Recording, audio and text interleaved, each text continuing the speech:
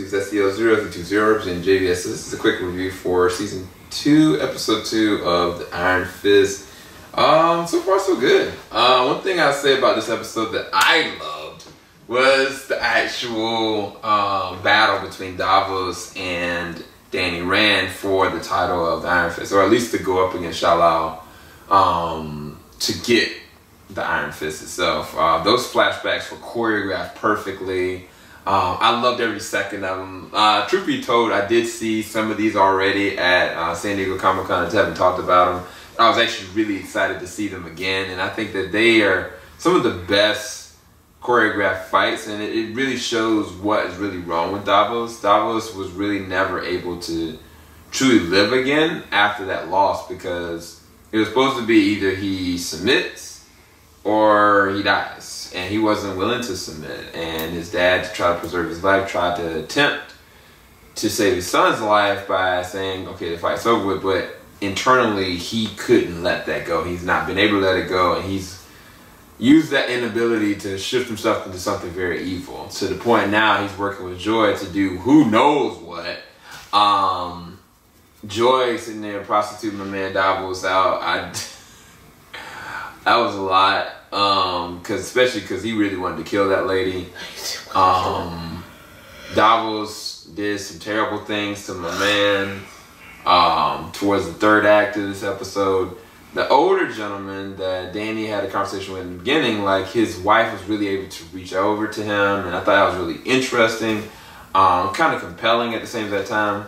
But Danny also is still having trauma that he's still dealing with, because his anger is still flustered at different moments that he can't really, I guess, adjust to, because he still is carrying over everything, guilt for what happened with Davos, as well as, I think he's dealt with most of the stuff with his parents, but I think that definitely the Davos situation, he's taken on that guilt.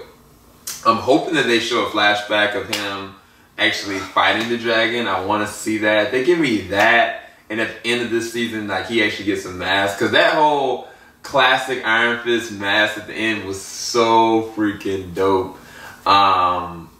Colleen is working to try to do something about the gang violence, and it's funny, I forgot in the first season that's what she did. Like, she was taking these underprivileged kids that were in the streets, giving them something to do tangible, but the problem was they ended up joining the hand because of what she did. So part of that is her trauma, and so to speak, of what happened. But I think this is actually a really good episode. I actually really like this episode, even more so than the first episode.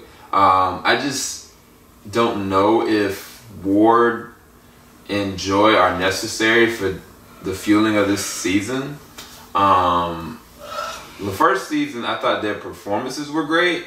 I just didn't think that they were needed necessarily for this whole story. And I feel like it's the same exact situation that we're running into with the second season, where it's like, Ward is a great actor, but is this an extra arc that's not needed? You know, I feel like Davos would have reached these same exact things without Joy, to be quite honest with you. And I feel like it's just going to end with Joy dead by the end of the season. That's actually my prediction. And Ward is going to be in a place of just like envy against Danny because of his involvement with her, with Davos. And I hate predictability. I love the development of where is it going to end with Davos and Danny.